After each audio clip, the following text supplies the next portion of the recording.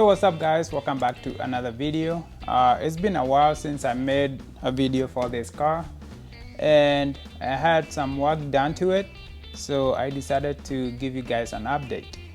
I bought this car in February of 2020. It's just been sitting. I haven't done much to it.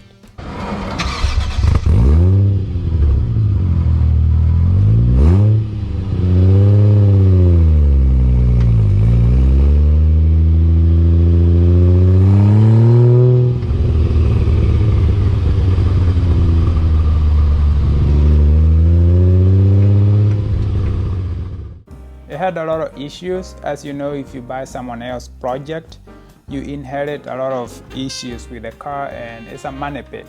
The first issue we had to do were more like safety issues. I had oil leak and I also had fuel leak, so we had to fix those. This time around, I saved a little bit of money and I bought more parts. I bought a new dash from Vintage Dash, which cost about $700. And I also bought Speedhut gauges because none of my gauges were working. So I could not tell the speed, I could not tell the speed of the engine, no tachometer, no water temperature, no fuel pressure. And the gauges from Speedhut, all 5 of them, cost around $1,300. You can see just the dash and the gauges, I was already at $2,000. And yes, I did go with this weird color. I like them. They make the car look a little bit different. This car is not original anyways. It has been modified way too much to take it back to stock. I chose to make it my own, do some customization that will make it look like my own. The speedometer, the tachometer, and water temp, oil pressure, and the boost gauge. On top of that, I had to get the air fuel ratio, and this one was like $200 on Amazon. Or if I want to adjust the lights on these gauges, I can use this to adjust them.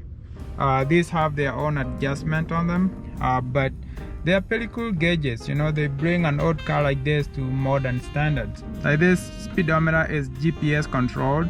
I put the GPS receiver over here, so it's more accurate. It's way more accurate than the one I had before. And I also put a fuel gauge on there, so now I know where the fuel is. But these gauges, you can customize them. Like for me, I chose to put the little silver bezel in there. That's like $10 each, so that was $50 just to add that. And then I put the check engine light. I don't know if you can see it. It's on the tach. And also I have the turn signals and hazard signals on this one. So it's way more customizable, more things than I was able to see with my older gauges, because they were all dead. I had gauges everywhere. I had gauges in the glove box.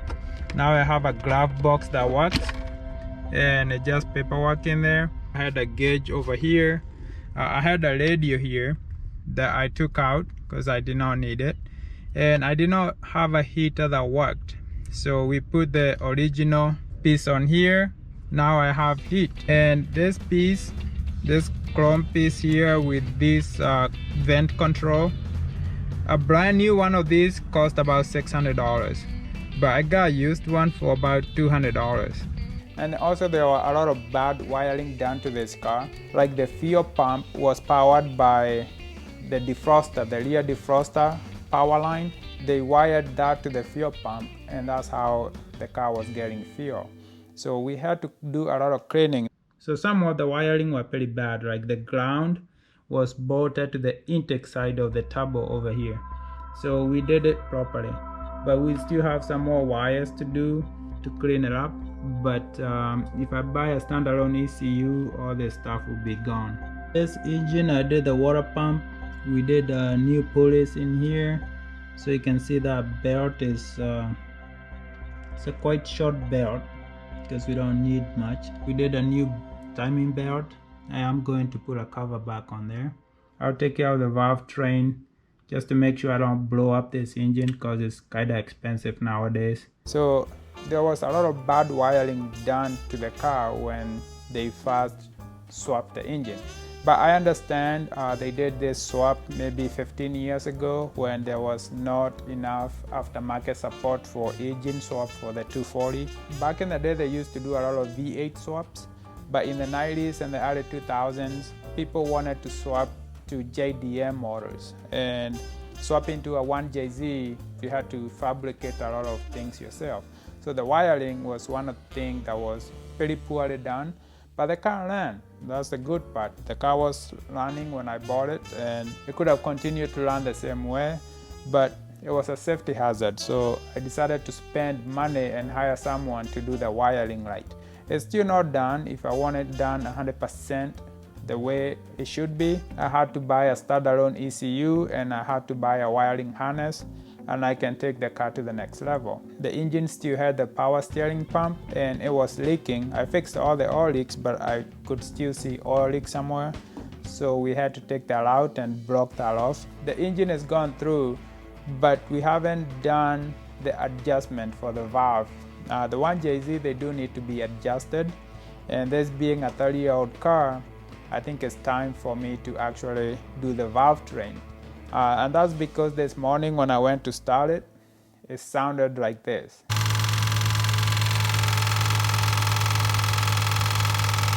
So obviously this scared me a little bit, and I did some research and I saw a lot of 1JZ, they do have that issue. You know, I don't want to drive it too much. It's not like I do, you know, it's been sitting here a lot. So we'll get the valve train adjusted, and then we'll move on to upgrading the interior and the suspension. Yeah, the suspension is the next big budget on this car. They spent a lot of money on making this car a show car. Like, I'll show you the carpet where it says the one you got to see. I just want it to be a driver's car. I can get in, drive. I don't have to worry about mileage. I don't have to worry about rock chips. I just want it to be mechanically 100%, and I can get in it and drive it. I will probably not drive it in the lane because I still have pretty old tires. And then my leak, I'll show you the sunroof that they did. It leaks a little bit. We live in California, it barely rains here, so there will be plenty of time for me to drive it.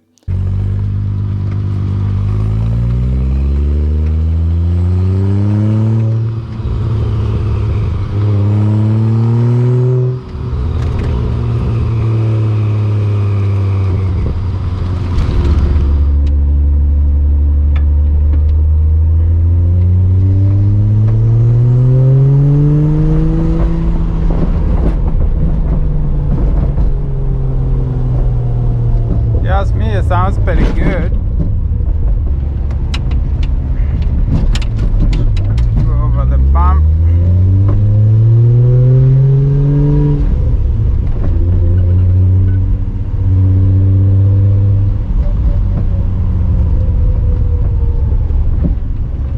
More bump. One thing I need on this car is the suspension, because this do not travel. You can see my tach works, speedo works, I got oil pressure.